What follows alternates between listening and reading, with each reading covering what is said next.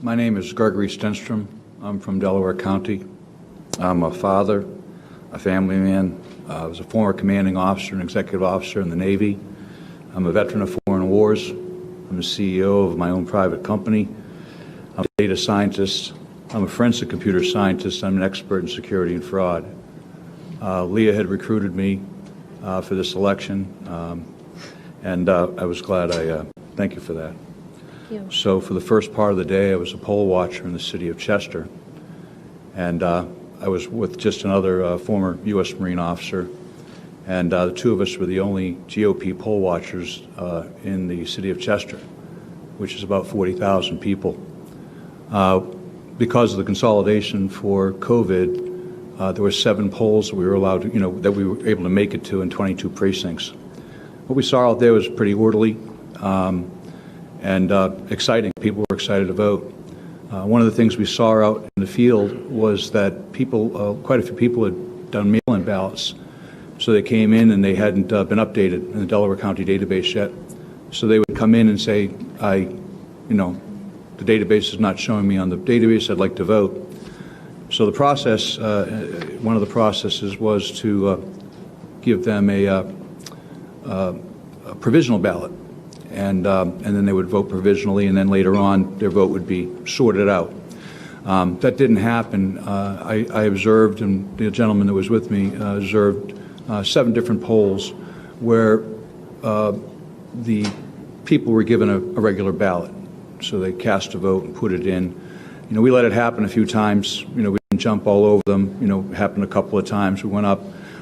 In all cases, the election judges were very forthcoming, very polite. They apologized and they said they couldn't do it. But that somewhat spurred me to go down to the counting center, which Leah described. It's on the Seaport Ave. It's a remote building, not much around it. And I wanted to take a look. All day long I had been told that there were 10 to 20 GOP poll watchers down there and that everything was well in hand. And out of curiosity, I decided to go down. I arrived at 6 o'clock with 4 other gentlemen, again, former military and some good citizens from Delaware County. And we weren't allowed to get in until 11 o'clock at night, and we had to get some legal help to get us in. So it took us 5 hours to get upstairs. After that, what we saw here is, what I saw is I really think the crux of this in Delaware County is, as an expert in this, I think it's impossible to verify the validity of about 100,000 to 120,000 votes. Now, Delaware County's got 425,000 registered voters. Approximately 300,000 of them voted. I don't know what the exact number ended up. Mayor Giuliani nailed that number. But of that number, over 100,000 are in question in my mind. What I saw as a forensics expert was an election process that was forensically destructive in the manner it was conducted, with the envelopes being separated from the ballots and gone to the other side of the room.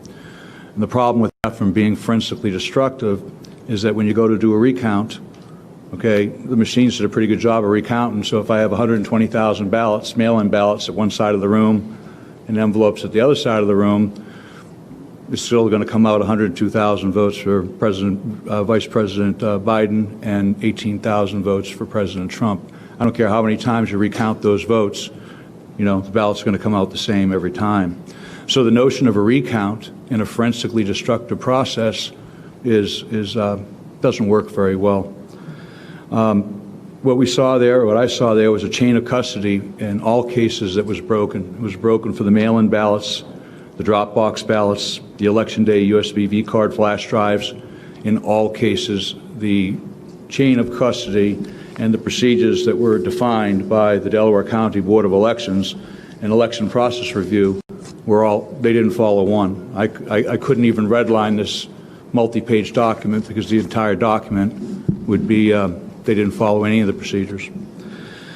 So I personally observed USB V-cards being uploaded to the voting machines by the voting machine warehouse supervisor on multiple occasions. I saw this personally. I brought it to the attention of the deputy sheriff who was there stationed, who was a senior law enforcement officer, and I brought it to the attention of the clerk of elections.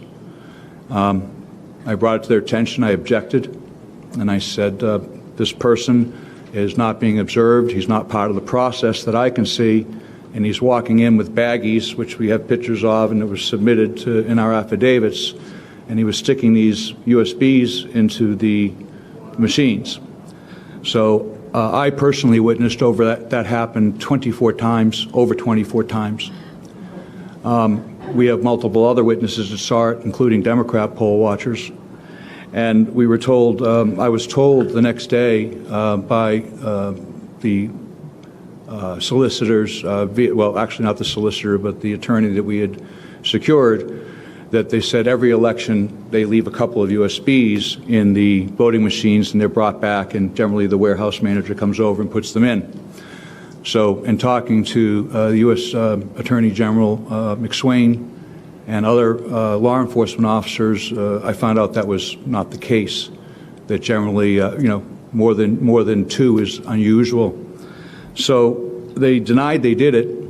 But as of today, 47 USBV cards are missing, and they're nowhere to be found. So I was told personally that these 24 to 30 cards that were uploaded weren't there. Those cards, I demanded that they didn't update the vote live time. They only updated it about once every 2 or 3 hours. I demanded they uploaded the vote so I could see what the result was, and it was 50,000 votes. And I think as a computer scientist, an American, and a patriot, it doesn't matter who those 50,000 votes were. I'll tell you they were for Vice President Biden. But what was shocking to me as an American, as someone who has gone to sea, gone to war, that that could even happen. So several other things that came up was on Thursday, it took us 3 days for them to obey the court order that I secured with Leah's help and the help of the Thomas More Society, who we thank, incredibly good patriots. They got us in there. They got the order for us to get in and watch it, look at the back offices, which were locked, for 5 minutes every 2 hours. I went in. I was the first one allowed to go in at 1:30 on Thursday, and then again at 3:30 for 5 minutes. The county solicitor had a stopwatch. On the first time, I was not allowed to touch anything. The second time, I did. What I observed in the locked room in the back office was 70,000 unopened mail-in ballots. They were in boxes of 500, stacked in neatly. The gentleman that came in with me was a Democrat poll watcher, is a forensic pathologist, a very detailed, very dedicated man, and he took meticulous notes as well. And I verified with him, are you seeing what I'm seeing? We both agreed as GOP poll watchers and a Democrat poll watcher that we had witnessed 60 to 70,000. We had a little bit of a disagreement there. The problem with that was by that time, the mail-in ballots had already been counted. So 120,000 mail-in ballots had already been counted, posted, and done. So my question is, where did the 70,000 ballots go? And nobody knows. We have a picture in here of a large number of boxes that I took that were filled with what appeared to be ballots sitting by the Blue Crest machine. They were there for about 3 hours, and then they disappeared. I thought it notable when I watched it, the first when they were taking the ballots up and down. I said, I am an expert in fraud. I saw the ballots going up multiple elevators and racks, and I think a lot of well-meaning people and a lot of honest people were there doing that. They were trying to participate in the process, and I would say that 99% of the people there, the way the process was designed, I believe that people thought it was a non-fraudulent process. I heard that said many times. I was, I said, there's no fraud going on here. I said, well, I'm not, I didn't even bring that up. But I think people saw what they wanted to see, and they saw what was intended for them to see. I called it at one point Kabuki theater. I said it was all designed for us to see it. It was entertaining. There were cameras on it. When we finally got into the back room where the votes were being ingested, as a data scientist, I want to see where the data is coming in. And I wanted to know the universe of the votes. Well, the universe of the votes was only supposed to be 120,000 mail-in ballots. We were told there were 6,000 ballots remaining. So I said, okay, we have a universe of 126,000 votes. And then when I get back there, the universe wasn't 126,000 votes. The universe was 200,000 votes. So that's a problem. I think the last thing I wanted, a couple of other things, is the Blue Crest sorter machine was only manned by one person. You know, people ask me all the time, how do people commit crimes? I know there's a lot of theories here, and I always look for the simplest thing. People that stuff, you know, sticking USB sticks in, putting ballots in. Very simple thing, only takes a couple of people. Doesn't take a big conspiracy. I think people look at things and they use inflammatory words, and you know, like fraud and so forth. As a forensic computer scientist, my interest is in the data. Where did it go? Where did the spoilage go? How did the data come in and go out of the system? So I think as a scientist, we need to look at that. We need to audit that. What was really upsetting to me, and the most upsetting, was I had spoke to multiple law enforcement agencies and literally begged multiple law enforcement agencies. I said, go in. And I said, in order to prove, prove that nothing's happening, you either exonerate yourselves in the process or refute what I'm saying, please. It's a very simple process. Just go get the forensic evidence from the computers. It's a simple process. You turn the computer off. It's non-destructive. Takes moments, maybe half an hour, 20 minutes to do it properly and collect the evidence. You open the computer up. You take a device called a bit blocker. You put it in the hard drive. It's done under the observation of law enforcement officers.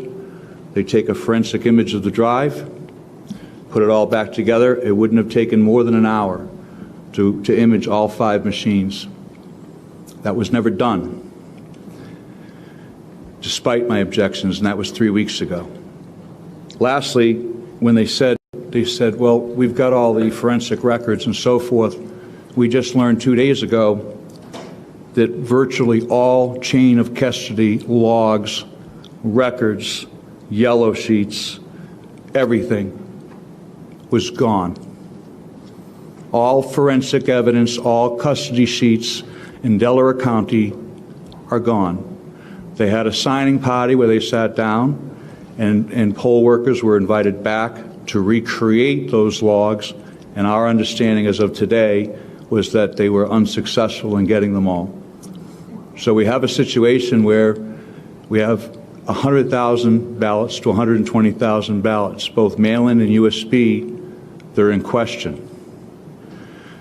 Now, there's no cure for this. There's no remedy for this.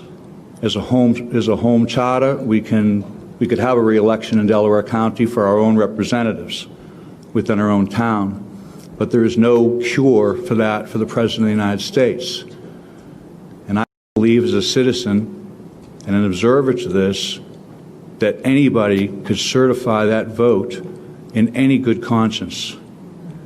And if the Democrats that were part of this process, had done things, followed their own procedures, which they created almost unilaterally, we would be in a situation where they could exonerate themselves and they could say, Mr. Stenstrom, you've been misinformed. We have evidence here that refutes what you say. But that's not the case. They can't do that. So I say, if you can't certify that vote, and you can't certify 100,000 votes out of 300,000, then you can't certify Delaware County. And I'm done, and thank you for your time and patience.